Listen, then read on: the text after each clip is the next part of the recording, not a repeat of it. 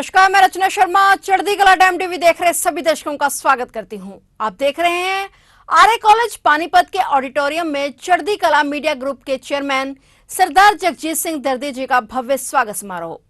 आर्य college Panipat के auditorium में Padmashri award से सम्मानित हुए चढ़ती कला मीडिया ग्रुप के चेयरमैन सरदार जगजीत सिंह दर्दी जी का भव्य स्वागत समारोह आयोजित किया गया। ऑडिटोरियम में विभिन्न सामाजिक, धार्मिक, राजनीतिक व पत्रकार बिरादरी की ओर से देश के राष्ट्रपति रामनाथ कोविंद के हाथों पद्मश्री अवार्ड से सम्मानित हुए चढ़ती कला मीडिया ग्रुप के चेयरमैन सरदार जगजीत सिंह दर्दी जी का दैनिक भारत देश हमारा समाचार पत्र और रोजाना चढ़ती कला पंजाबी के संपादक सुरेंद्र छतवाल व उनकी पूरी टीम व परिवारजनों की ओर से भव्य स्वागत समारोह आयोजित किया गया। इसमें हरियाणा यूनियन ऑफ जर्नलिस्ट के प्रधान Kulwant Singh, media centre journalist association प्रधान मदन, सोशल मीडिया ग्रुप प्रधान ललित शर्मा, डॉक्टर जगदीश आहूजा, धार्मिक संस्थाएं श्री गुरुद्वारा साहिब सेवक संस्था से कंवलजीत सिंह, सरदार हरजीत सिंह, संत भाई नारायण सिंह, सुखमनी साहिब सेवा सोसाइटी के प्रधान अमरजीत सिंह बग्गा, समाजसेवी चंद्रप्रीत सिंह बजाज, डेरा जोत सचियार से सुरजीत सिंह बयान, दुकानदार एसोसिएशन के प्रधान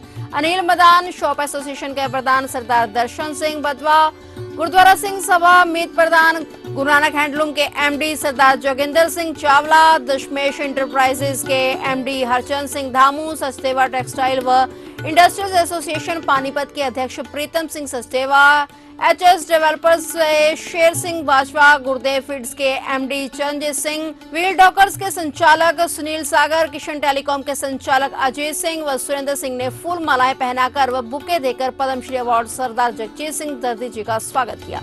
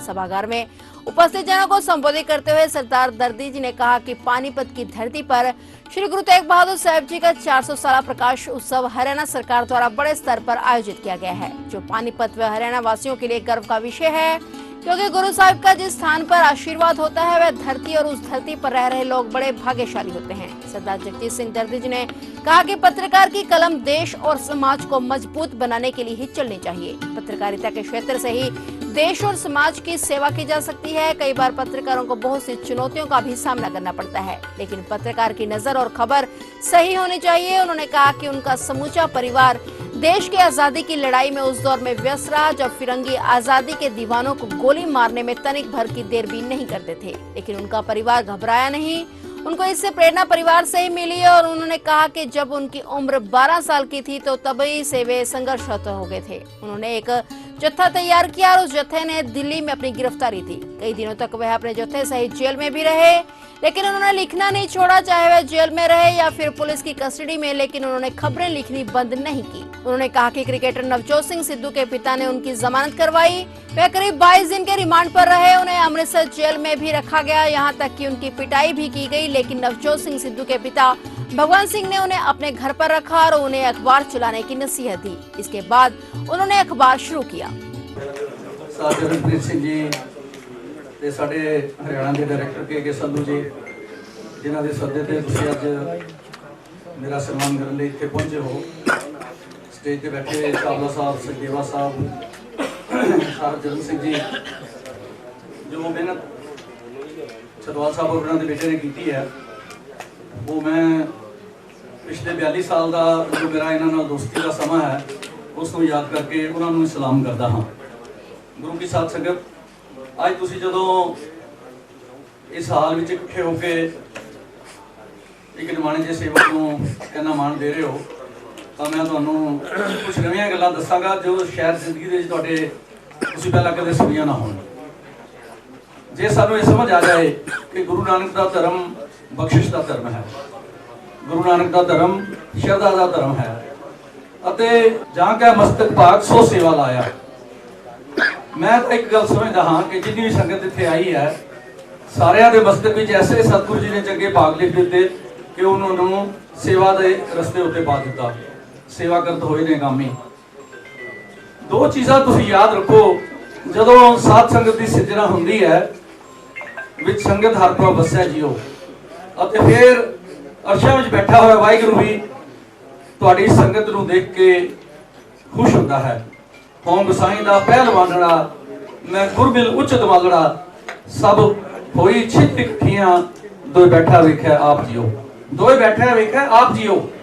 वाहिगुरू आप देख रहा है। हुण जड़ियां असीं गल्लां करांगे ये सत संगत दीयां गल्लां हन, वाहिगुरू दे दरबार विचों तुहानूं मिली हुई बख्शिश दीयां गल्लां हन।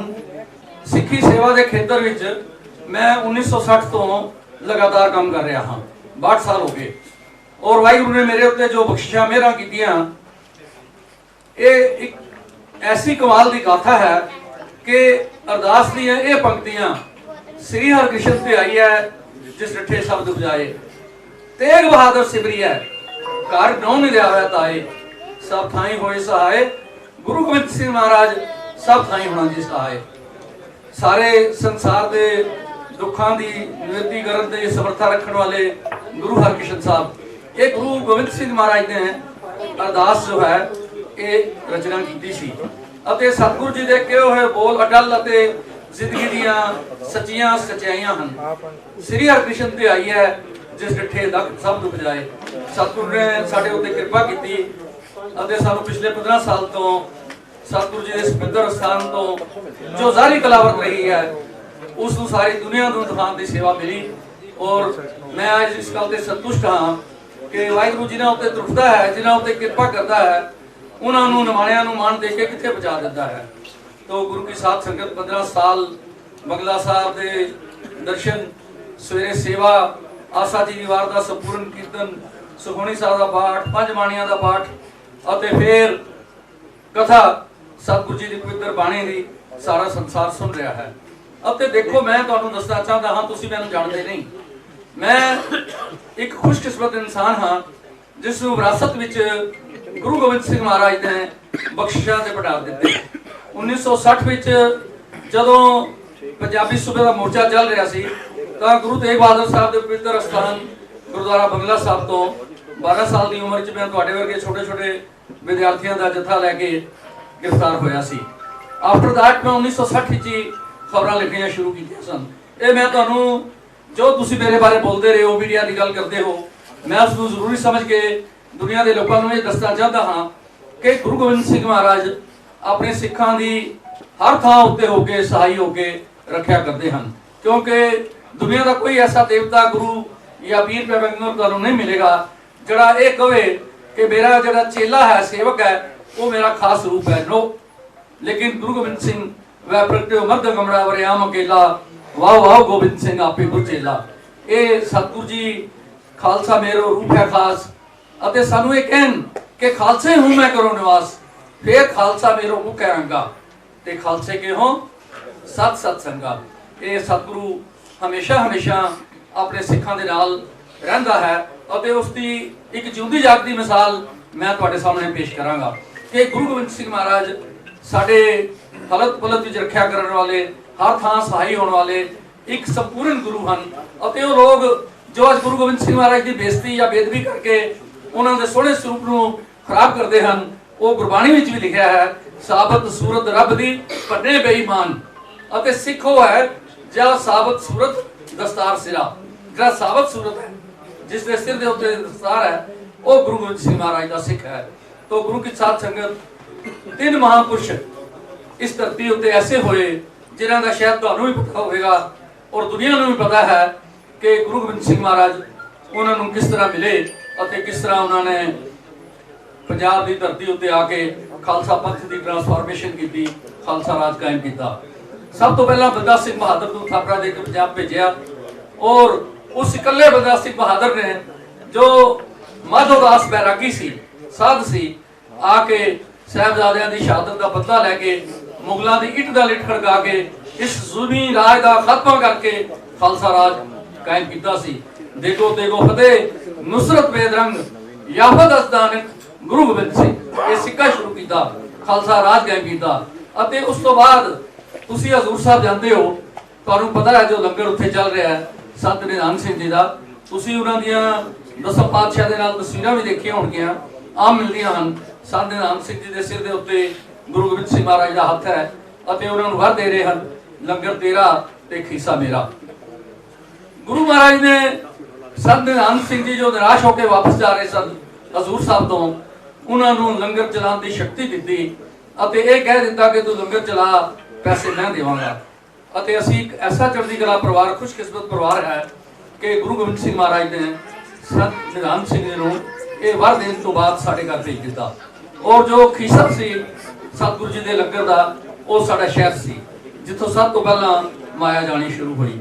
ਅਤੇ ਦੂਸਰੇ ਹਨ ਸ੍ਰੀਮਾਨ ਸੰਤ ਅਤਰ ਸਿੰਘ ਜੀ ਮਹਾਰਾਜ ਮਸਤਵਾਣਾ ਸਾਹਿਬ ਵਾਲੇ। ਸੰਤ ਅਤਰ ਸਿੰਘ ਮਹਾਰਾਜ ऐसे महापुरुष होए हैं।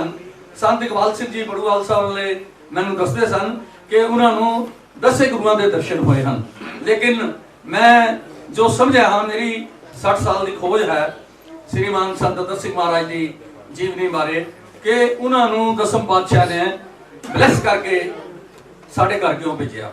ये बड़ी कमाल की गाथा है जो अज हर हिंदू और सिख नूं खास करके सारिਆਂ ਨੂੰ पता होनी चाहिए है कि गुरु गोबिंद सिंह महाराज ने जिस खालसा पंथ की सिरजना की सी उसकी नफरी जो है उसकी गिनती वो गैर सिखों में सब तो ज्यादा हिंदुओं ने सिख बन के गुरु गोबिंद सिंह महाराज के खालसा पंथ नूं उस सपूर्णता की टीसी उत्ते पहुंचाया सी।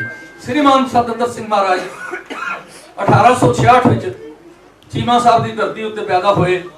15 साल की उम्र फौज विच रिक्रूट भर्ती होए और तुहानूं पता होना चाहिए है कि असीं अंग्रेज़ां दे गुलाम सी, लेकिन अंग्रेज़ां ने एक काम बहुत चंगा कीता सी कि जितने भी मिलिटरी विच उस वेले मेरा ख्याल 10 लाख के करीब सिख हिंदुस्तान की आर्मी विच सन। अंग्रेज़ां वेले 10 लाख विचों एक भी सिख केसां दी बेनती नहीं सी करदा। 10 लाख सिख फौजी सारे अमृतधारी होंदे सन और फौज दे विच श्रीमान संत अतर सिंह महाराज नूं जदों अमृत छकाया गया तां फौज दे जो ग्रंथी सन उन्होंने जो उन्होंने बाणी की गुरती दी ਤਾਂ ਉਹਨਾਂ ਉੱਤੇ ਮਿਹਰ ਹੋ ਗਈ। ਦਸਮ ਪਾਤਸ਼ਾਹ ਨਾਲ ਉਹਨਾਂ ਦੀ ਲਿਵ ਜੁੜ ਗਈ, ਪਕੌੜੇ ਹੋ ਗਏ, ਹਜ਼ੂਰ ਸਾਹਿਬ ਚਲੇ ਗਏ। ਗੋਦਾਵਰੀ ਦੇ ਕੰਢੇ ਉੱਤੇ ਜਦੋਂ ਤੁਸੀਂ ਲੰਗਰ ਸਾਹਿਬ ਜਾਂਦੇ ਹੋ ਤਾਂ ਲੰਗਰ ਸਾਹਿਬ ਦੇ ਬਿਲਕੁਲ ਸਾਹਮਣੇ ਇੱਕ ਭਜਨਗੜ੍ਹ ਗੁਰਦੁਆਰਾ ਹੈ, ਉੱਥੇ ਵਾਹਿਗੁਰੂ ਦੇ ਨਾਮ ਦਾ 2 ਸਾਲ ਉਹਨਾਂ ਨੇ ਸਿਮਰਨ ਕੀਤਾ। ਤਾਂ ਇੱਕ ਦਿਨ ਗੋਦਾਵਰੀ 'ਚ ਗਿਰ ਗਏ ਸੰਤ ਜੀ ਮਹਾਰਾਜ, ਗੋਦਾਵਰੀ ਦਰਿਆ ਵਿੱਚ ਗਿਰ ਗਏ ਤਾਂ ਦਸਮ ਪਾਤਸ਼ਾਹ ਨੇ ਆ ਕੇ ਉਹਨਾਂ ਨੂੰ ਬਾਹਰ ਕੱਢਿਆ, ਉਹਨਾਂ ਨੂੰ ਥਾਪੜਾ ਦਿੱਤਾ ਜਿਸ ਤਰ੍ਹਾਂ ਬੰਦਾ ਸਿੰਘ ਬਹਾਦਰ ਨੂੰ ਦਿੱਤਾ ਸੀ।